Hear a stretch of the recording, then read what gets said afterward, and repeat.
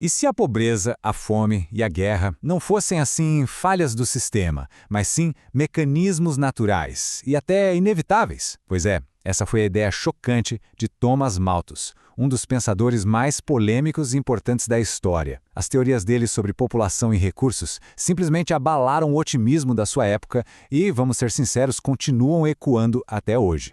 Imagina só o cenário. Finalzinho do século XVIII. O mundo estava fervendo. A Revolução Francesa tinha acabado de acontecer, prometendo um futuro de igualdade, de razão. Só que, ao mesmo tempo, a Revolução Industrial criava nas cidades uma classe de gente muito, muito pobre. Então, a grande pergunta no ar era essa: para onde a gente está indo? A gente está caminhando para um mundo perfeito ou a gente está preso no ciclo sem fim de miséria? Para a gente entender o tamanho da bomba que Malthus estava prestes a jogar no debate, primeiro a gente precisa dar uma olhada no mundo que ele queria demolir. O mundo dos otimistas, sabe? Dos sonhadores utópicos que acreditavam que a perfeição humana não era só possível, ela era o destino. No centro desse movimento otimista, a gente tinha figuras como William Godwin e o Marquês de Condorcet. A ideia deles era, na verdade, bem radical, mas simples. O ser humano não nasce mal. O que estraga tudo são as instituições que a gente cria, como a propriedade privada, o Estado, a desigualdade. A lógica era, se a gente consertar o sistema, a gente conserta as pessoas. Era o auge do otimismo iluminista. A visão do Condorcet, como a gente vê aqui, era quase uma receita de bolo para a felicidade universal. Primeiro passo, igualdade entre os países. Com isso, acabam as guerras. Segundo passo, igualdade dentro de cada país. Com isso, acaba a pobreza. E o resultado final, a perfeição da humanidade. Para ele, a culpa nunca era do indivíduo, era sempre do sistema. E essa frase aqui resume perfeitamente o sonho utópico, né? A maldade não está dentro da gente, ela está nas regras do jogo. Se a gente criar uma sociedade justa, com as regras certas, as pessoas vão ser perfeitas. Simples assim. Mas e se o problema não fossem as regras do jogo? E sim a quantidade de jogadores? Bom, enquanto os filósofos debatiam a perfeição em seus salões, a realidade nas ruas da Inglaterra contava uma história bem diferente. Vamos mergulhar nessa realidade agora, para ver como ela acabou moldando uma visão de mundo muito mais sombria. Longe dos debates filosóficos, a Inglaterra real era um verdadeiro barril de pólvora. De um lado você tinha a fumaça das fábricas. A Revolução Industrial prometia riqueza, mas o que ela entregava para muita gente era miséria. Do outro, uma briga política ferrenha pelo preço do pão. Era literalmente a luta pela sobrevivência da população mais pobre. Uma das tentativas de resolver a situação foi a Lei de Spelman. Pensa nela como uma espécie de Bolsa Família daquela época. A ideia era nobre, garantir que ninguém morresse de fome, mas a reação da elite foi violenta. Os ricos proprietários de terra olhavam para aquilo e diziam: "Peraí, por que eu vou pagar imposto para sustentar a preguiça e a imoralidade dos pobres?" O outro campo de batalha eram as chamadas leis do trigo. Basicamente, eram tarifas que deixavam o pão importado mais caro para proteger o lucro da aristocracia rural. E isso criou um choque de titãs. De um lado, os velhos donos de terra.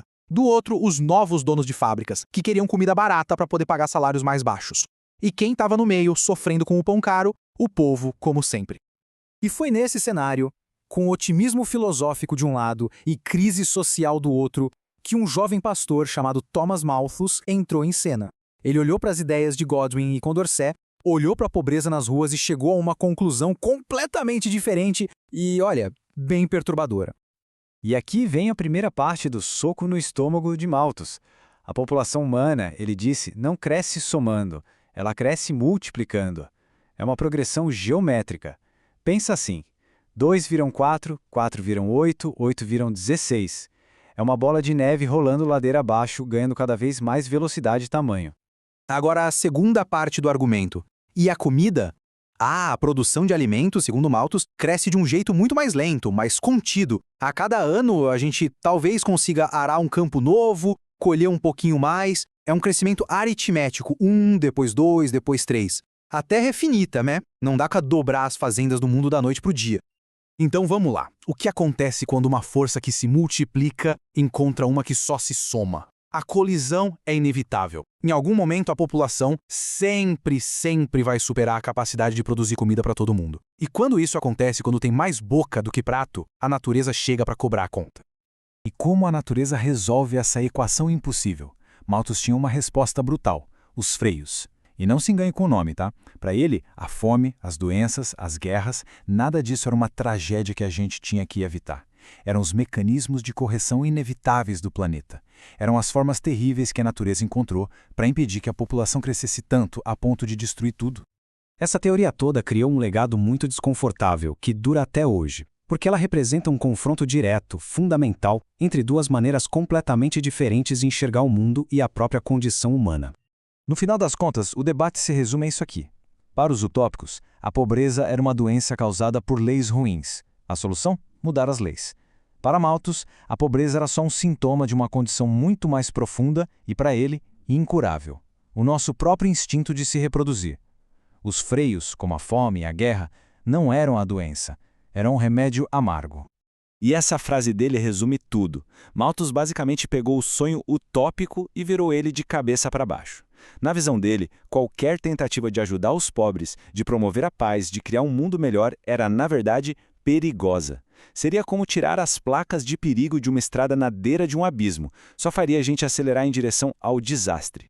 200 anos depois, a gente vive num mundo com 8 bilhões de pessoas. Algo que Malthus diria que é impossível. A tecnologia nos salvou, pelo menos por enquanto. Mas, com as mudanças climáticas, com a escassez de recursos batendo na nossa porta, a pergunta sombria de Malthus volta com força total. Será que a gente só adiou o inevitável? A sombra dele ainda paira, e muito sobre o nosso futuro.